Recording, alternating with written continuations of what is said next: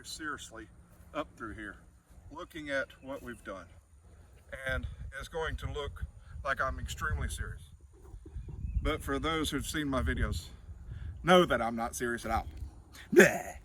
Alright, so welcome to Frog Foot Holler, y'all. I'm Michael, my nephew Colton's behind the camera, and I try my best most days to make him laugh.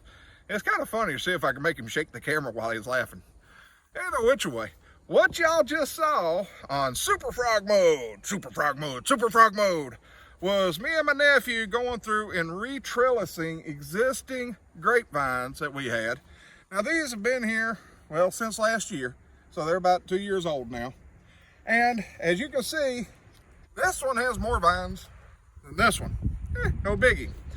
Now, originally, the trellising system just went straight across right here. And when I bought these, I kind of didn't have time to do the way I needed to do. So I just stuck some posts in the ground, put some plastic chain up. I hate to say I used that stuff, but I did. And I called it good. Well, later on, I got to thinking, that ain't good. That ain't gonna work at all. There wasn't but about 10 foot between the posts. That ain't good enough for grapevines, scuff for non-vines, or anything that likes a vine. So, I had the bright idea. Let's go ahead and redo the trellis system. Well, when I started thinking about how to redo the trellis system, I got to wondering, how am I gonna do it to where it makes sense? I done planted these things, but the problem is I don't want them to run straight across. Well, down the hill they went. So we have 22 feet in between these posts. We have 14 gauge electric fence wire running between these, 3 strands. Now this one right here, you see it's only got one vine right now, but as this one grows, I'm gonna run a vine down through here and run a vine down through here, just like this one.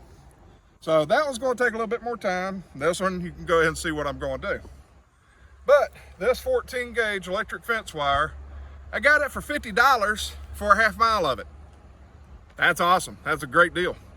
So it's plenty strong enough to hold up these grapevines, especially when they get some weight.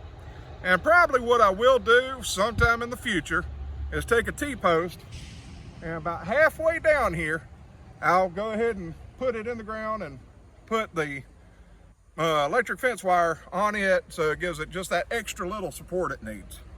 But that's in the future. Right now, it's good. Now, some of y'all are probably sitting there going, what are these things flapping in the background? Well, these are flags. And the reason being, if anybody knows about mowing grass, they know that eventually you're going to come across something across your path. Whether it's a spider web, a tree branch, or wire.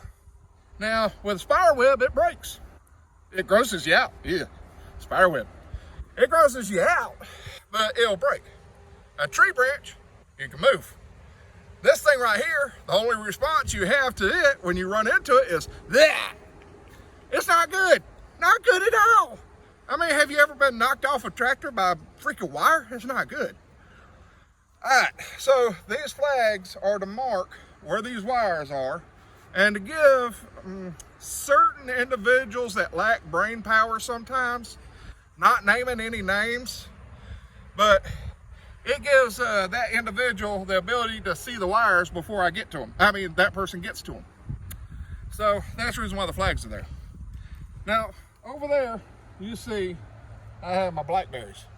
Those are my Natchez blackberries.